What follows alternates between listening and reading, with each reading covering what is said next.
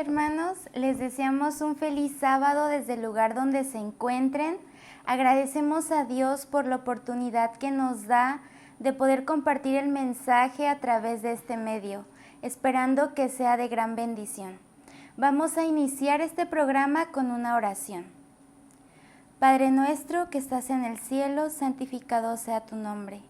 Gracias, Señor, porque tú nos das la oportunidad y el privilegio de poder compartir tu palabra.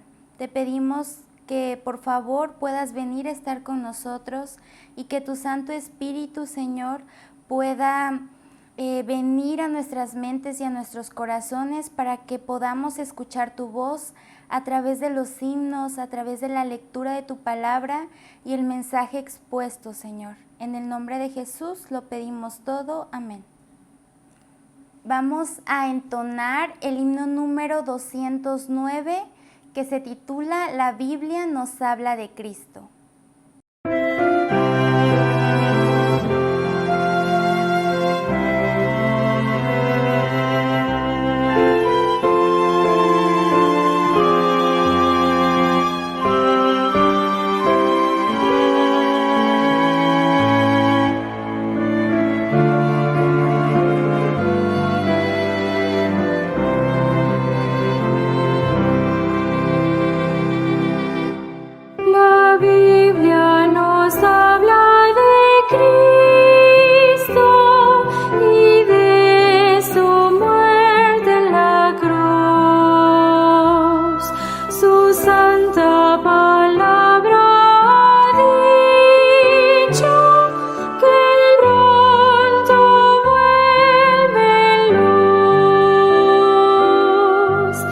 Hayas visto encontrar al Señor.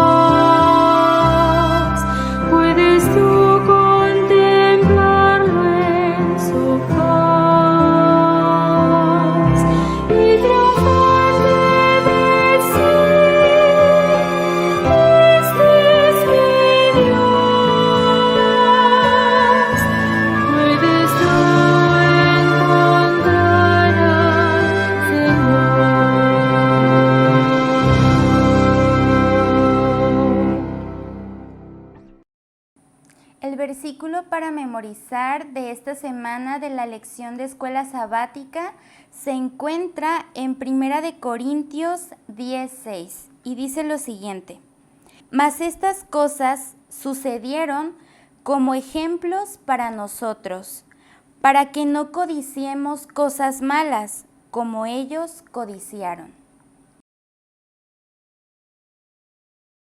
Buenos días, hermanos. Ha llegado el momento de la escuela sabática que se titula Anhelo de Más. El Museo de Arte de Queens en Nueva York, Estados Unidos, alberga el modelo arquitectónico de la ciudad más grande del mundo. Esta representa todos los edificios de Nueva York a escala. 100 artesanos trabajaron arduamente por más de 3 años para terminarlo.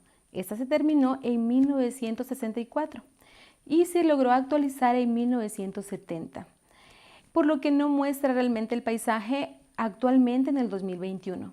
Realmente es una réplica asombrosa del original.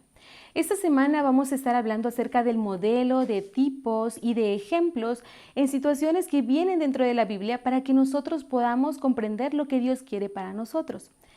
Antes de comenzar el estudio de esta semana, los voy a invitar a orar, a hacer una oración. Inclinemos nuestro rostro, por favor. Amante Padre que estás en los cielos, gracias te damos, Señor, por este hermoso sábado que nos das. Te pedimos que nos puedas mostrar sabiduría y entendimiento para poder comprender tu gran amor, el gran amor que tú plasmas en las Escrituras. Te pedimos todo eso en nombre de Jesús. Amén. En la primera parte de la lección se titula Bautizados en Moisés y voy a invitarlos a que busquemos allá en sus casitas en 1 de Corintios 10, 1 al 4 y el versículo 11. Y lo voy a leer para ustedes. 1 de Corintios 10, 1 al 4 y versículo 11 dice: Porque no quiero, hermanos, que ignoréis que nuestros padres todos estuvieron bajo la nube, y todos pasaron el mar, y todos en Moisés fueron bautizados en la nube y en el mar, y todos comieron el mismo alimento espiritual, y todos bebieron la misma bebida espiritual, porque bebían de la roca espiritual que los seguía, y la roca era Cristo. En el versículo 11 dice: Y estas cosas les acontecieron como ejemplo y están escritas para amonestarnos a nosotros, a quienes han alcanzado los fines de los siglos. En la carta a los Corintios, Pablo les predica a los hermanos de Corintios. Él estaba preocupado que los caminos que ellos llevaban se alejaran acerca de lo celestial, que se alejaran de Cristo. Por esto Pablo puso como ejemplo al pueblo de Israel para que ellos y ahora nosotros que vivimos en los últimos tiempos nos diéramos cuenta que si nosotros queremos ser victoriosos y caminar con Cristo en nuestra caminata por el desierto de la vida, tenemos que creer en Cristo, caminar con Cristo con dirección al cielo, a nuestro hogar celestial. Necesitamos mirar al pasado y mirar al antiguo Israel para ver las bendiciones que obtuvieron por medio de su obediencia y también los juicios que ellos tuvieron por sus transgresiones. Ahora, cuando dice que fueron bautizados por Moisés, ¿qué significa eso? No quiere decir que hagamos a un lado a Cristo por Moisés, sino que significa que ellos vivieron las mismas experiencias en el desierto que Moisés. Recordemos que Moisés fue elegido como líder del grupo de Israel por Cristo para liberarlos de la esclavitud en Egipto. Entonces, Moisés fue acompañado de la nube, también de la columna de fuego. Él comió del maná y también bebió del agua de la roca, así como lo hicieron los israelitas, obteniendo una vida libre de esclavitud. Entonces, en este caso es por eso que se dice que estamos bautizados en Moisés. El versículo 4 señala algo muy importante y lo voy a volver a leer. Y todos bebieron la misma bebida espiritual porque bebían de la roca espiritual que los seguía. ¿Y qué dice? Y la roca era Cristo. Lo que Pablo menciona es que si queremos salir victoriosos en esta vida terrenal, tenemos que entender que todas las bendiciones que nos vienen a la mano, a la vida de nosotros, provienen de Cristo, porque la roca es Cristo. Cuando Dios dirigió a Israel, les quería enseñar que el principio, el medio y el fin de todas las cosas era Cristo. tenía que ser Cristo. La columna de fuego era Cristo. La nube que los acompañaba cada día era Cristo. El maná que los alimentaba era Cristo. El agua de vida que ellos pudieron obtener de la roca era Cristo.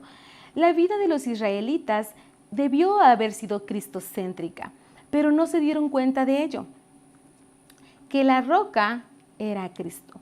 Nosotros hoy en día conocemos a Cristo, hablamos de Cristo. Hay muchas religiones que profesan creer en Cristo.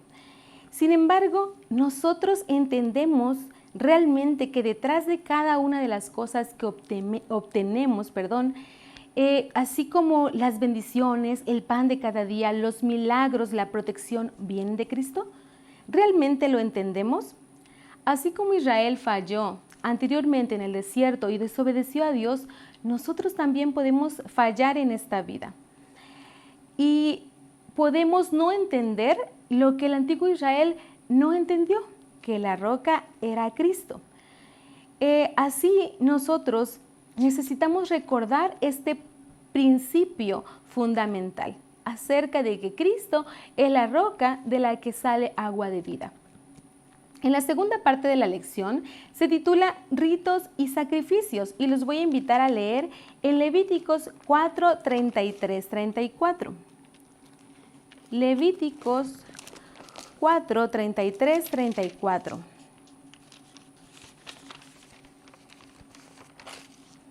Que dice así: y pondrá su mano sobre la cabeza de la ofrenda de expiación y la degollará por expiación en el lugar donde se degüella el holocausto. Después con su dedo el sacerdote tomará de la sangre de la expiación y la pondrá sobre los cuernos del altar del holocausto y derramará el resto de la sangre al pie del altar. El ritual de Israel eran sacrificios, estaba lleno de sacrificios, pero esto tenía un punto principal que simbolizaban a Cristo.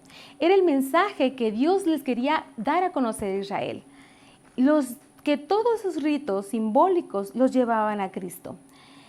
Cuando un israelita pecaba y quería ser perdonado, lo que tenía que hacer era llevar un cordero sin mancha hacia el santuario, colocarlo y de manera simbólica en la mente tenía que confesar todos sus pecados. De esta manera transmitía sus pecados al cordero. Después de transmitir sus pecados al cordero, él mismo hacía el sacrificio. Con su propia mano agarraba el cuchillo y degollaba al cordero. Lo mataba, derramando su sangre, derramando la sangre del cordero. ¿Por qué mataba al corderito? Porque en Romanos 6:23 la Biblia nos dice que la paga del pecado es muerte. Y como él no quería morir, entonces la institución decía que tú podías traer un corderito en sustitución a ti, que muriera en vez de ti por la paga de tus pecados. Y ahora, una vez derramada la sangre del corderito, el pecador entonces estaba libre de todo pecado, porque se había transferido sus pecados a este animalito. Dios quería enseñar al pueblo de Israel que la paga del pecado es muerte. El pecado, por naturaleza, conduce a la muerte. Hoy día nosotros no necesitamos matar a un animalito, no necesitamos traer un cordero para ser sacrificado, porque Cristo, que es el cordero que quita el pecado del mundo, ya lo ha hecho por nosotros, ha muerto por nosotros en la cruz del Calvario. Por eso, cuando Cristo murió en el Calvario, las cortinas del templo se rasgaron, porque ya no sería necesario hacer este sacrificio, ya no sería necesario sacrificar al cordero, porque el cordero del mundo ya había sido sacrificado en la cruz. Nosotros podemos comprenderlo ahora, porque la Biblia nos habla de ello, nos predica de ello, nos recuerda de ello. Sin embargo, el pueblo de Israel antes estaba lleno de símbolos que ellos tenían que comprender. Les invito a leer 1 de Pedro 1, 18, 21. 1 de Pedro 1, 18, 21. Sabiendo que fuisteis rescatados de vuestra vana manera de vivir, la cual recibisteis de vuestros padres, no con cosas corruptibles como oro o plata, sino con la sangre preciosa de Cristo, como de un cordero sin mancha y sin contaminación, ya destinado desde antes de la fundación del mundo, pero manifestado en los postreros tiempos por amor de vosotros, y mediante el cual creéis en Dios, quien le resucitó de los muertos y le ha dado gloria para que vuestra fe y esperanza sean en Dios. Los sacrificios de Israel simbolizaban el sacrificio de Cristo en el Calvario. Los israelitas debían depositar sus pecados en el Cordero. Nosotros debemos depositar nuestros pecados en Cristo. No importa lo que hayamos hecho, siempre vamos a tener la oportunidad de ser perdonados con la muerte de Cristo. Puedes tener paz mediante esto, porque Cristo, que te ama mucho, ha entregado su vida por ti y por mí en la cruz del Calvario. Así que Cristo te invita a llegar y descansar en Él, descansar en Cristo. Vamos a pasar a la tercera parte de la lección y los voy a invitar a Hebreos 4, 1, 2 y versículo 4. Hebreos 4, 1 y 2 y 4. Lo voy a leer. Dice: temamos pues no sea que permaneciendo aún en la promesa de entrar en su reposo, alguno de vosotros parezca no haberlo alcanzado, porque también a nosotros se nos ha anunciado la buena nueva como a ellos, pero no les aprovechó el oír la palabra de Dios por no ir acompañada de fe en los que lo oyeron. Y el versículo 4 dice: porque en cierto lugar dijo así del séptimo día, y reposó Dios de todas sus obras en el séptimo día. En este texto nos habla que no nos habla acerca del sábado en sí, literalmente del séptimo día de reposo, sino nos habla acerca del descanso que el Creador hizo después de su creación. Por lo tanto, Él nos invita a descansar en su reposo, a descansar en Cristo. Así que si tú has encontrado al Salvador en tu vida, tú puedes descansar en Cristo. Él te invita al descanso.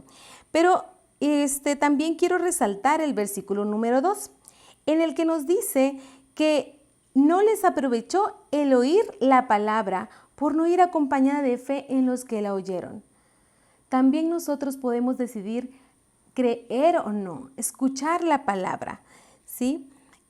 También nos habla acerca de las buenas nuevas. ¿Cuáles son las buenas nuevas? Las buenas nuevas son de que tú y yo, que somos pecadores, podemos ser salvos porque Cristo murió por ti y por mí. Y ahora tenemos paz. Podemos descansar en Él. Pero si tú has conocido a Dios, has conocido el Evangelio y aún no tienes paz, mi querido hermano, estamos haciendo algo mal. Dios nos invita a descansar en Él porque es posible. Porque si Él descansó el día de reposo, nosotros podemos poner nuestros pecados en Él y entrar en reposo con Él. En la parte cuarta de la lección se titula No endurezcáis vuestros corazones. Y esto nos vamos a basar en Salmos 95, 7. Vamos a buscar Salmos 95, 7. Donde dice 95, 7 al 11, donde dice: porque Él es nuestro Dios, nosotros el pueblo de su prado y ovejas de su mano, le pertenecemos. Si oyereis su voz, no endurezcáis vuestro corazón como en Meriba, como en el día de Masá en el desierto, donde me tentaron vuestros padres, me probaron y vieron mis obras. 40 años estuve disgustado con la nación y dije: pueblo es que divaga de corazón y no han conocido mis caminos. Por tanto, juré en mi furor que no entrarían en mi reposo. ¿Qué era Meriba o qué sucedió en Meriba? En Meriba estaba la roca que Moisés golpeó en vez de hablar. ¿Y por qué Moisés golpeó la roca? Porque Israel no creyó en Dios. Su fe no estaba puesta en Dios. A pesar de todos los milagros que hizo Dios continuamente por su pueblo, desde sacarlos de Egipto de la esclavitud, no creyeron en Él. Y por eso Moisés tuvo que golpear la roca. En ese versículo Dios nos dice: deberían creer en mí por todo lo que he hecho por ustedes. El pueblo de Israel era un pueblo quejoso. se quejaba de todas las cosas que sucedían, no estaba contento. Lo que pasó con el pueblo de Israel en la antigüedad puede sucedernos ahora con nosotros.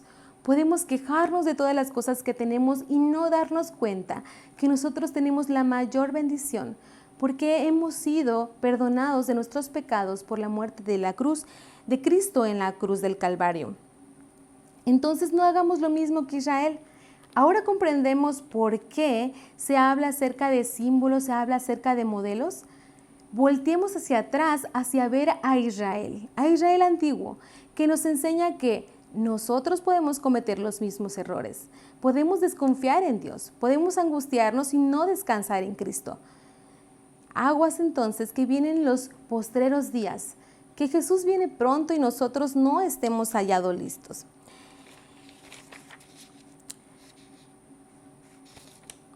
En Hebreos 4, 8 al 11, esta es una cita ya casi para terminar con nuestra lección. Los voy a invitar a abrir sus Biblias en este pasaje. Hebreos 4, 8 al 11, que dice de la siguiente manera.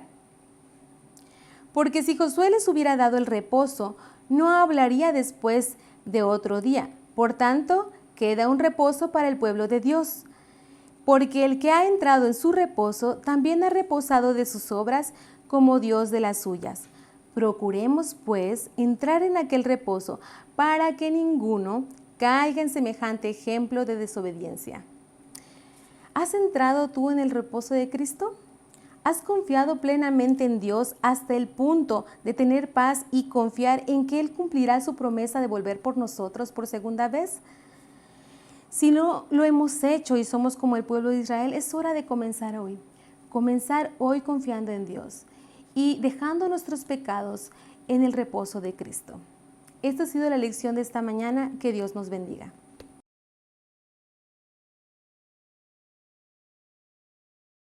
Hermanos, la lectura bíblica la encontramos en Daniel capítulo 5, versículo 27, que dice: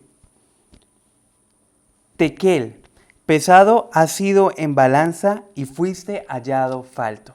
Con estas palabras los invitamos a que busquen en sus signarios el himno número 312, Día Grande Viene.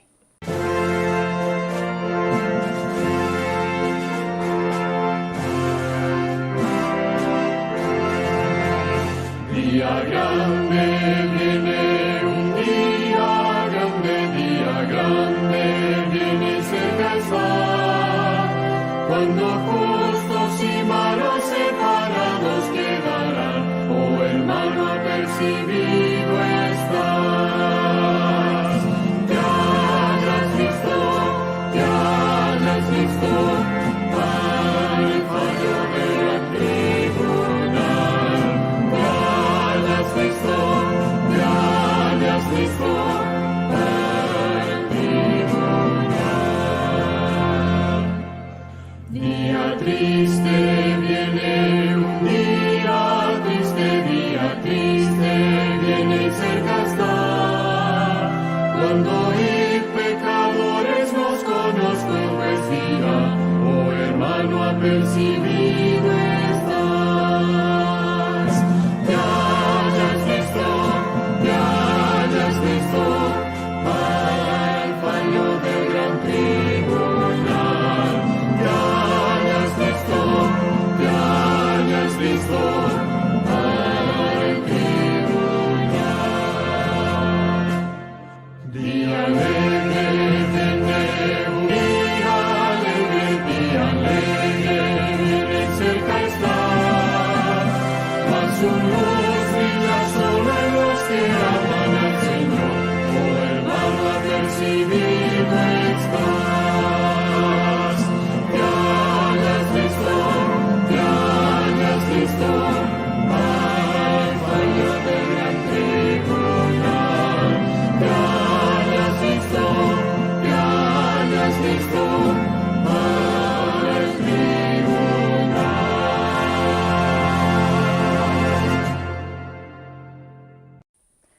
Feliz sábado, hermanos, para cada uno de ustedes. Pues vamos a comenzar con el culto divino y queremos invitarlos para poder tener una palabra de oración. Vamos a orar.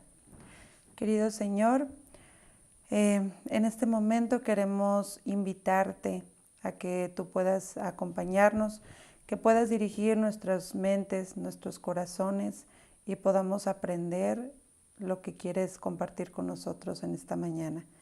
Gracias por tu presencia, gracias por tu compañía y gracias por cada oportunidad que nos das de poder conocerte. Por favor, dirige todo para que te podamos exaltar. Quédate pues, lo suplicamos en Cristo Jesús. Amén. Bien, hermanos, pues en esta bonita mañana de sábado quiero compartir con ustedes nuestro título o el título que voy a compartir con ustedes de este sermón se titula Fuiste hallado falto. Y, ¿saben? Quiero llevarlos a recordar al rey Nabucodonosor. Este rey, desde su nacimiento y toda su educación, pues él fue un rey idólatra, no conocía de Dios. Él era rey de Babilonia y esta gran ciudad llegó a ser cabeza durante mucho tiempo en el mundo antiguo. Y mientras su reinado iba en aumento, Judea llegó a ser cautiva. Y fue cautiva a causa de una profecía que en su tiempo pues se iba a cumplir. Así que mientras los judíos iban de camino a Babilonia, entre ellos se encontraban jóvenes con una confianza total en Dios, con una firmeza de carácter y una fe inquebrantable. ¿Saben? Fueron las experiencias de tales jóvenes los que dieron inicio a un sinfín de oportunidades para que Nabucodonosor pudiera conocer de Dios. Y con cada historia tras historia contadas y que nosotros sabemos mucho, como el foso de los leones, Daniel en el foso de los leones, los 3 amigos en el horno de fuego, cada una de estas experiencias y pruebas que ellos pasaban, pues Dios en cada caso le hablaba a este rey. Y el propósito con el cual le hablaba, pues era para que Nabucodonosor pudiera rendir su corazón a Dios. Nabucodonosor creía que la grandeza de su reino venía por su poder, porque había tenido tal vez ese éxito añorado. Sin embargo, Dios quería llevarlo a que al conocerle, él pudiera darle la honra y la gloria por todo lo que él tenía. Y aunque parezca increíble, Dios usó a Nabucodonosor para fines divinos. Así que, pues podemos ver que con la fama que este rey tenía como gobernador, el más afamado, el más importante en su época, pues también su carácter se vio atrofiado. Y entonces vemos un carácter con ambición, arrogancia, orgullo, celoso del poder creer que tenía todo por su poder, duro de corazón, hermanos, tiránico, intolerante y blasfemo. Mas en la misericordia de Dios, Dios le habla por medio de un sueño a Nabucodonosor, donde le advierte que necesitaba entregar su corazón, que necesitaba reconocer de quién venía esa grandeza y esa gloria que él tenía. Daniel le aconsejó a Nabucodonosor que redimiera sus pecados e hiciera misericordia, como bien él debía pedirle a Dios. Si Nabucodonosor no reconocía al Altísimo, andaría como una bestia, y esto durante un periodo de 7 años, sin razón ni entendimiento. Aquel día el rey estaba atemorizado por la sentencia. ¿Saben? En ese momento él sintió el anhelo de cambiar muchas cosas. Mas pasado el tiempo, en Daniel capítulo 4, 29 y 30, menciona que al cabo de 12 meses, paseando por el palacio real de Babilonia, habló el rey y dijo: ¿No es esta la gran Babilonia que yo edifiqué para casa real con la fuerza de mi poder y para gloria de mi majestad?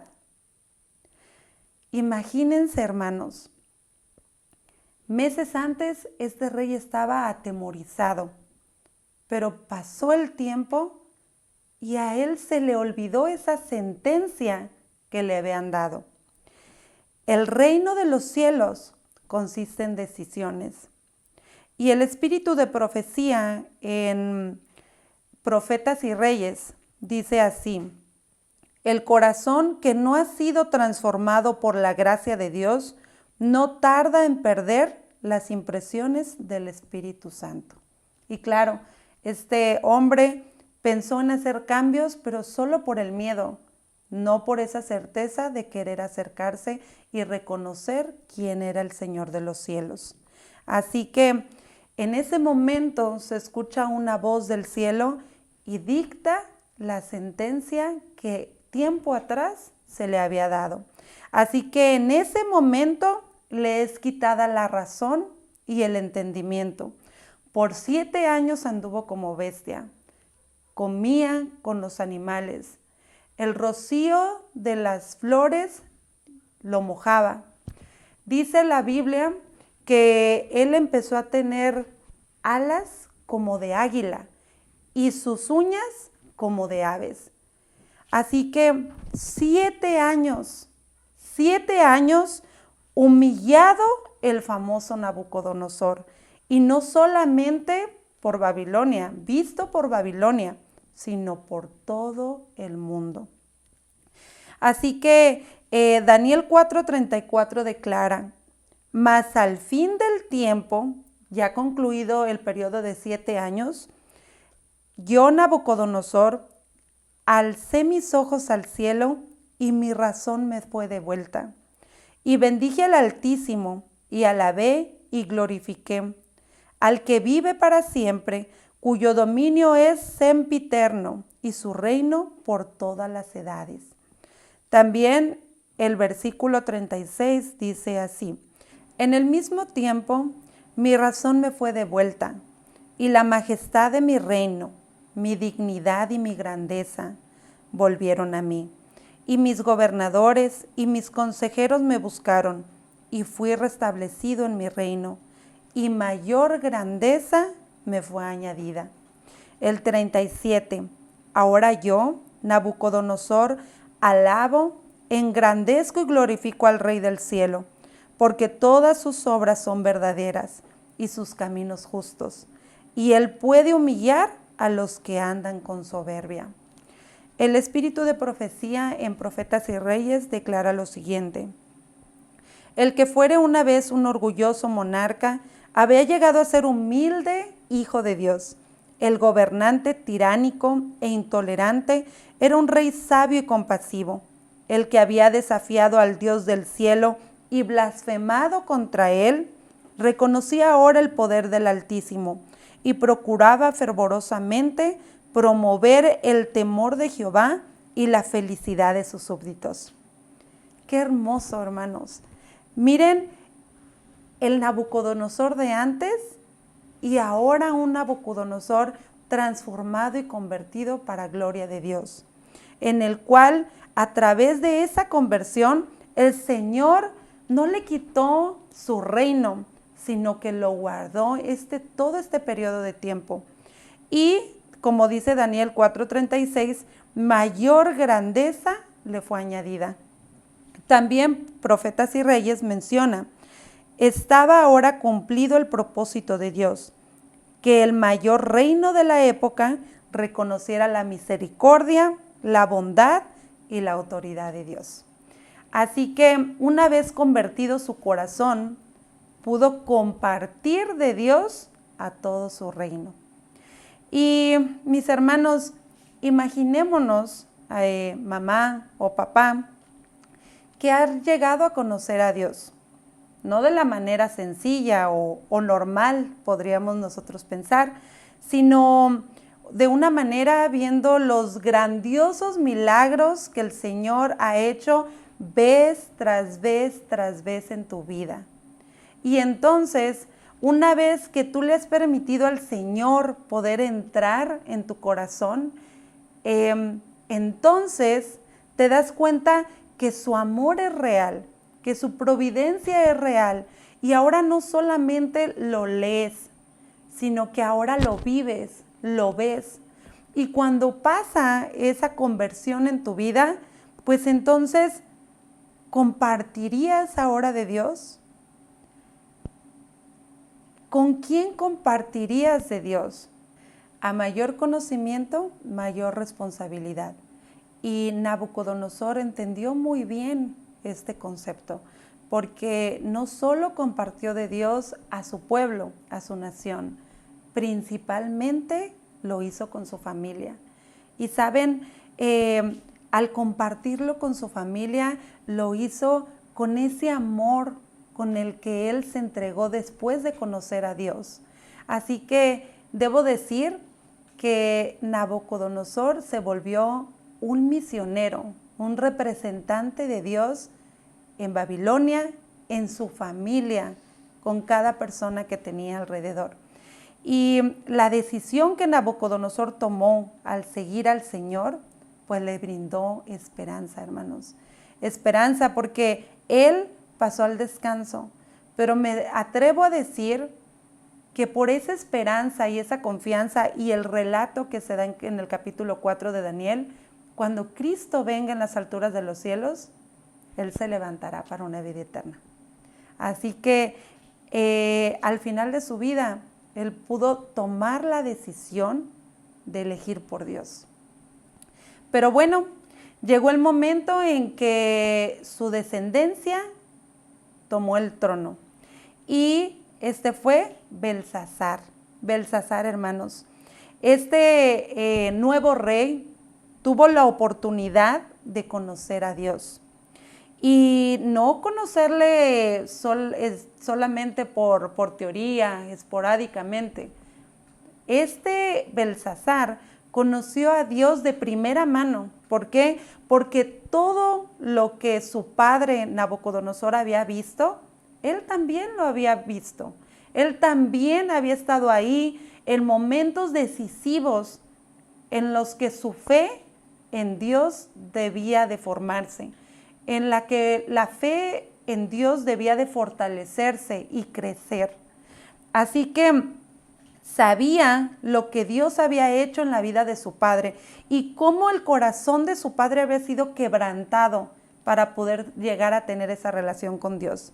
Así que Belsasar tuvo mayor conocimiento que su padre acerca de Dios. Mayor conocimiento, ¿sí? Entonces, llegó el momento en el que Belsasar tuvo que tomar decisiones, pero no ahora basadas en lo que su padre, en lo que sus consejeros le decían. Decisiones personales.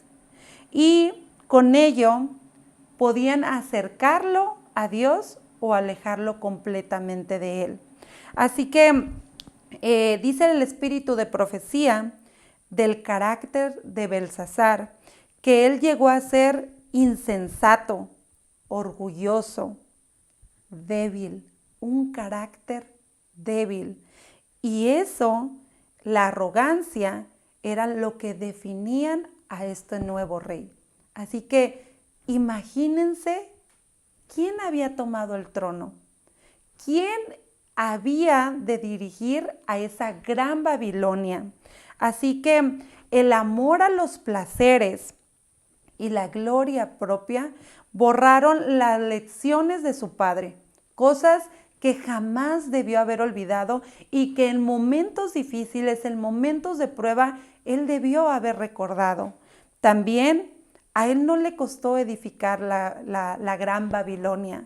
Así que, sin embargo, él se sentía seguro y protegido dentro de sus grandes murallas, dentro de esta gran ciudad.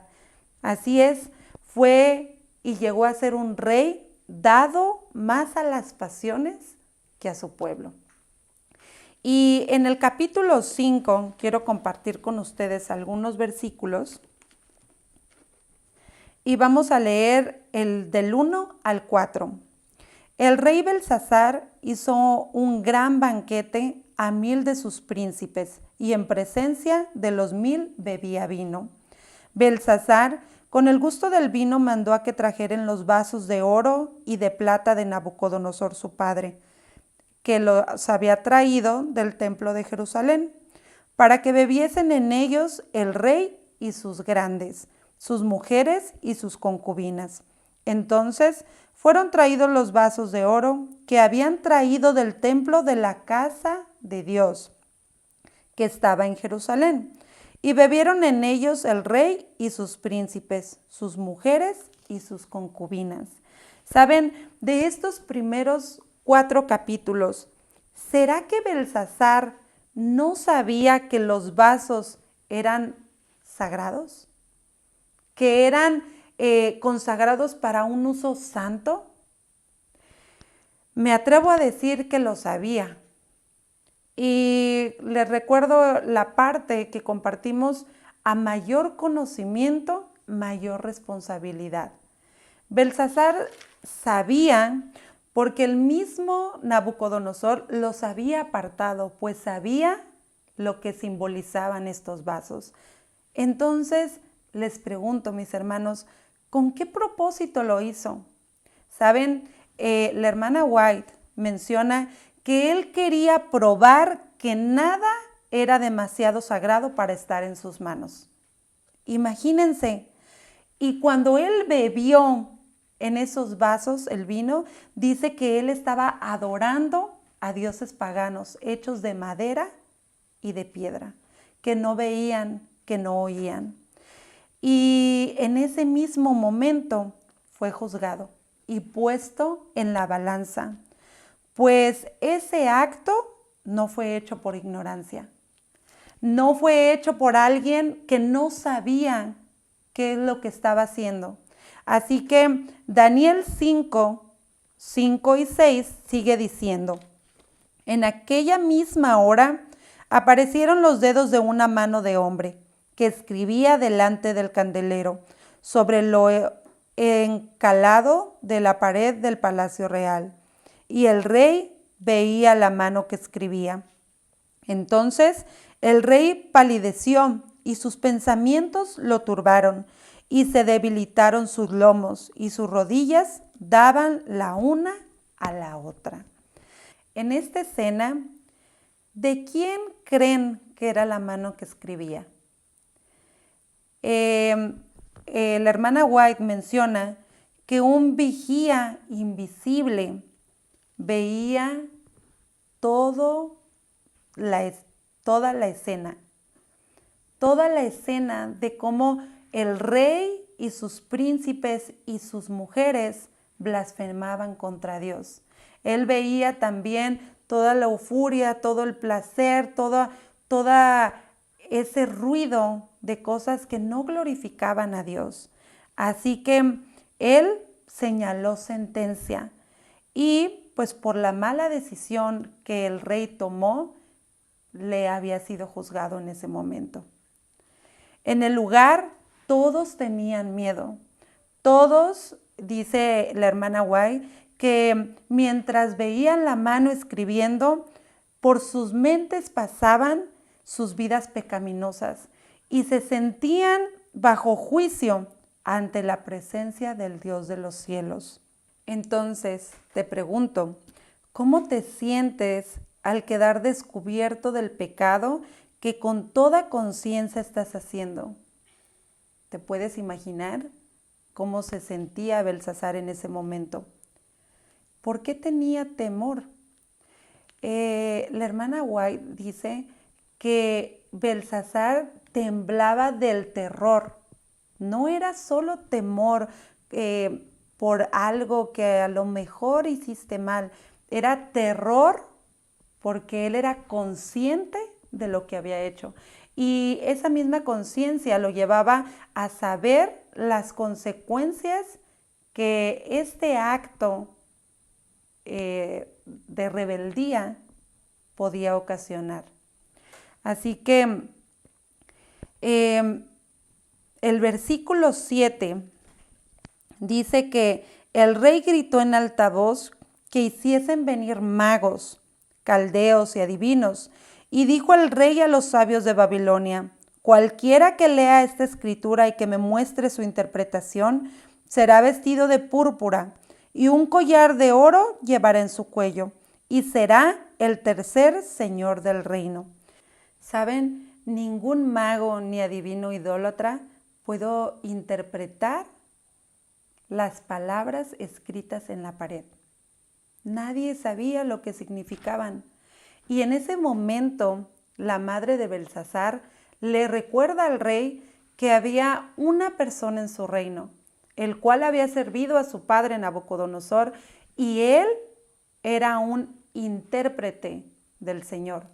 Él era el único que por medio de Dios podía interpretar las palabras que atemorizaban a este rey.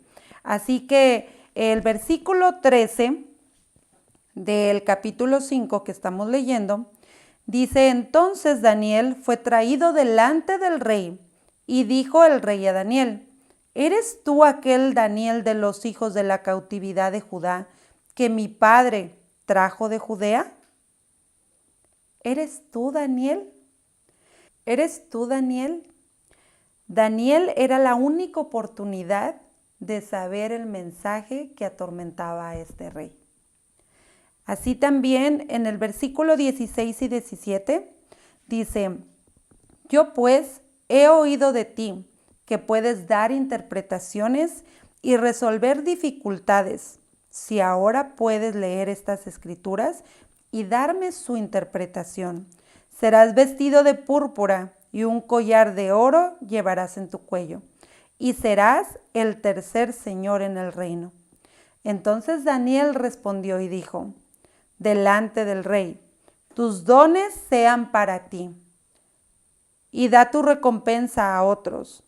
Leeré la escritura al rey y le daré la interpretación. ¿Saben? En ese momento Daniel estaba de pie ante el rey, imperturbable, con tranquilidad, digno de un siervo del Altísimo. Y Daniel sabía el propósito por el cual había sido llamado. Y también él estaba ahí para llevar un mensaje o para descifrar un mensaje directamente hacia una condenación. Pero quiero destacar en este punto que Dios no se goza de destruir a nadie. ¿Saben? Dios ama a todos por igual porque somos parte de su creación. Pero en este momento Belsasar tomó una decisión, y esa decisión tuvo una consecuencia fatal en su vida, que la vamos a ver a continuación. Así que, como saben, también Daniel negó todas las riquezas y todo el poder que en ese momento Belsasar le estaba ofreciendo, porque él solo quería, el propósito que él tenía era seguir exaltando a Jehová. Así que a Daniel no le importaban esas riquezas. Él iba de parte del rey. En el versículo 18 dice: el Altísimo Dios, oh rey, dio a Nabucodonosor tu padre el reino y la grandeza, la gloria y la majestad. Y por la grandeza que le dio, todos los pueblos, naciones y lenguas temblaban y temían delante de él. A quien quería mataba, y a quien quería daba vida. Engrandecía a quien quería, y a quien quería humillaba. Mas cuando su corazón se ensoberbeció y su espíritu se endureció en su orgullo, fue depuesto del trono de su reino y despojado de su gloria. Y fue echado de entre los hijos de los hombres, y su mente se hizo semejante a la de las bestias, y con los asnos monteses fue su morada. Hierba le hicieron comer como a buey, y su cuerpo fue mojado con el rocío del cielo, hasta que reconoció que el Altísimo Dios tiene dominio sobre el reino de los hombres, y que pone sobre él a quien le place.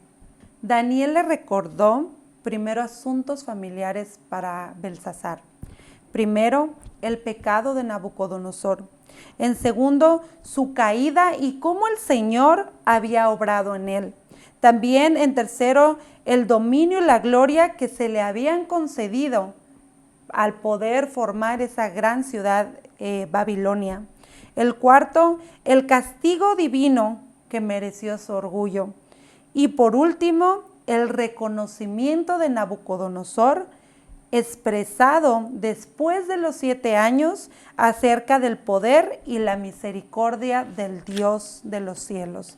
Así que Daniel quería que Belsasar viera y entendiera que esas mismas oportunidades que en su momento se le dieron a su padre eran las mismas oportunidades que se le habían presentado a él.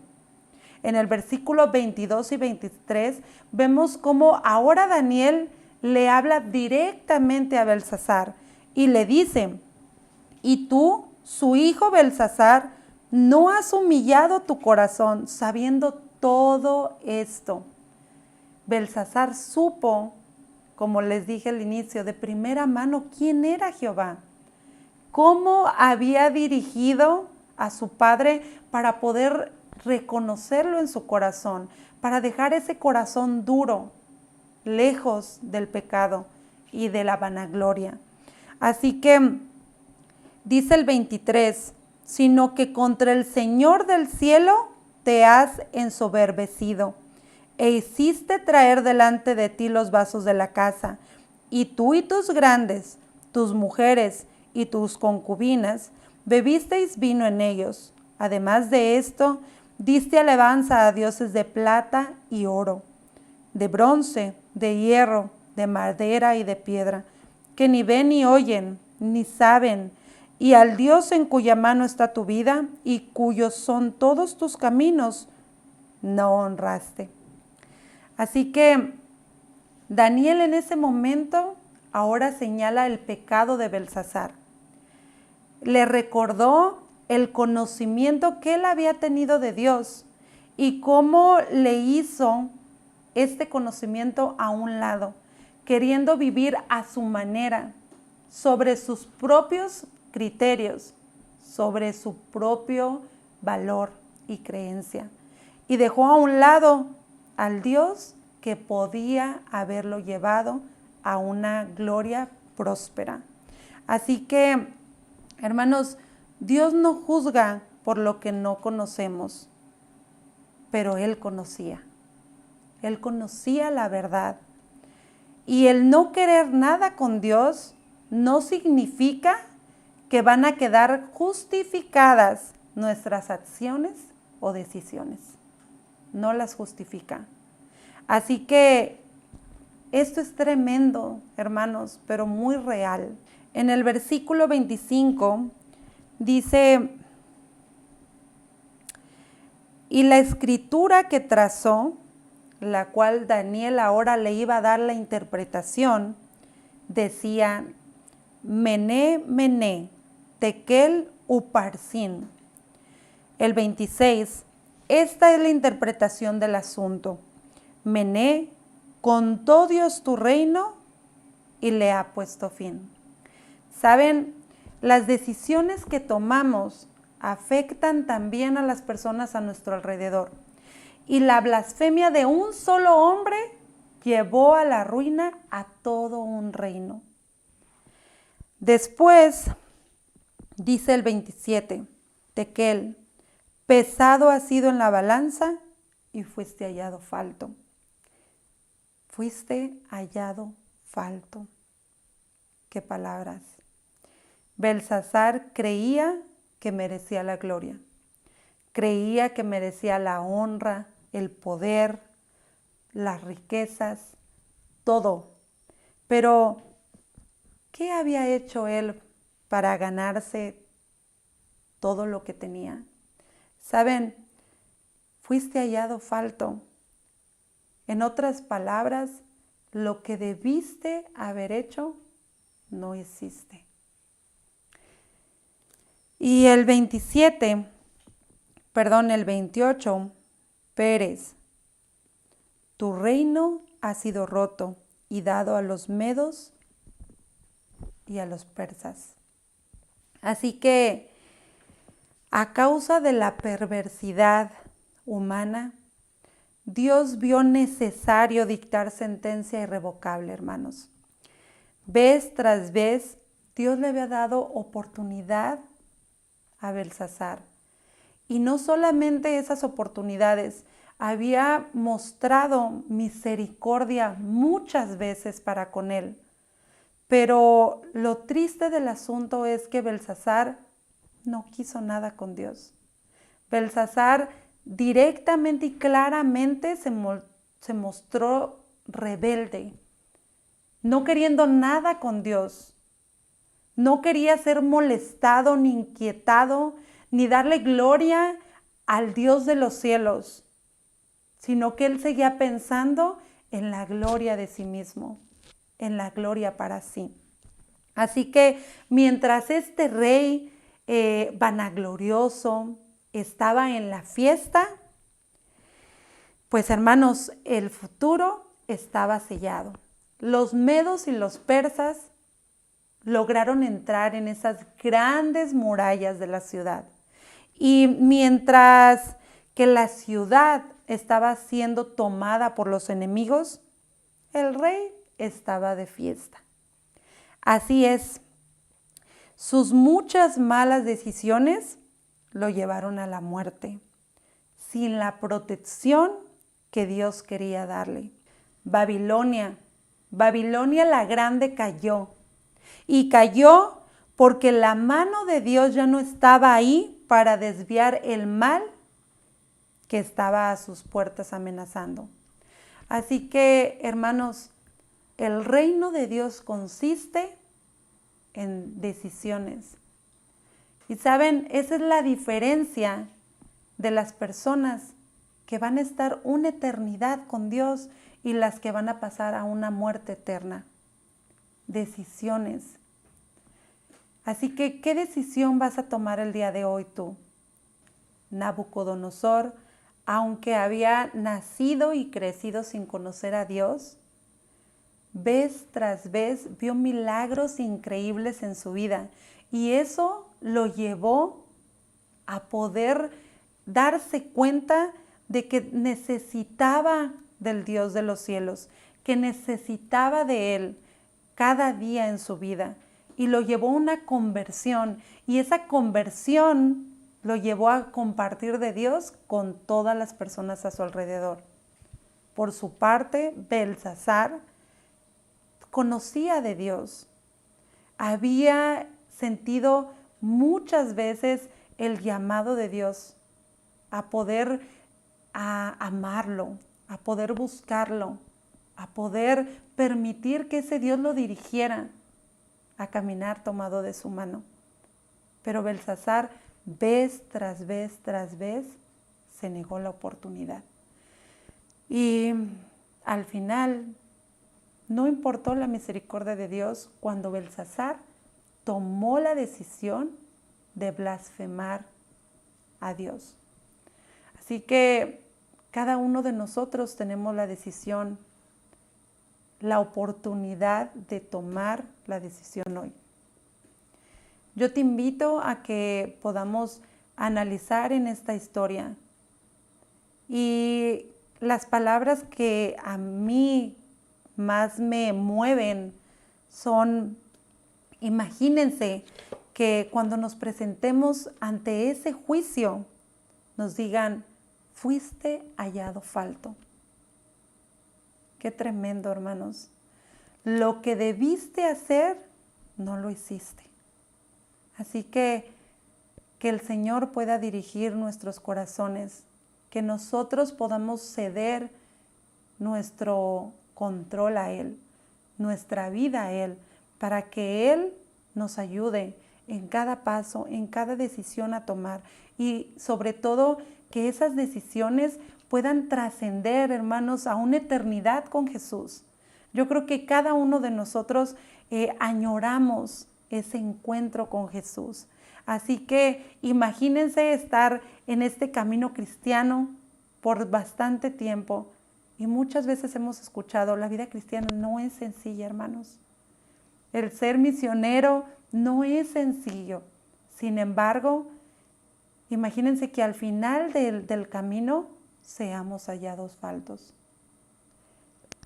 Pidamos a Dios, hermanos, que podamos cada día decidir por Él y que Él nos ayude en esta vida cristiana. Los invito a que podamos orar.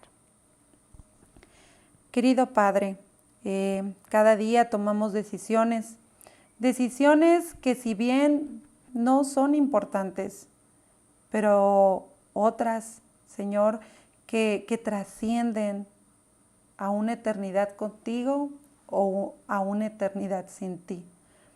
Ayúdanos, por favor, para que el día de hoy tomemos la decisión de entregarnos por completo a ti. Ayúdanos en esas pruebas, en esas luchas de carácter, Señor, en esas luchas de pensar que por nosotros mismos podemos hacer o lograr grandes cosas, Señor. Por favor, quita la vanagloria, quita el orgullo que tantas veces nos aparta de ti y ayúdanos a poder caminar confiados en que tú estás moldeando nuestras vidas y que muy pronto cuando Cristo venga, cada uno de nosotros podamos ir con Él al cielo. Así que por favor, Señor, síguenos acompañando y ayúdanos a poder el día de hoy decidir por ti. Lo pedimos y lo agradecemos todo en el bendito nombre de Cristo Jesús. Amén.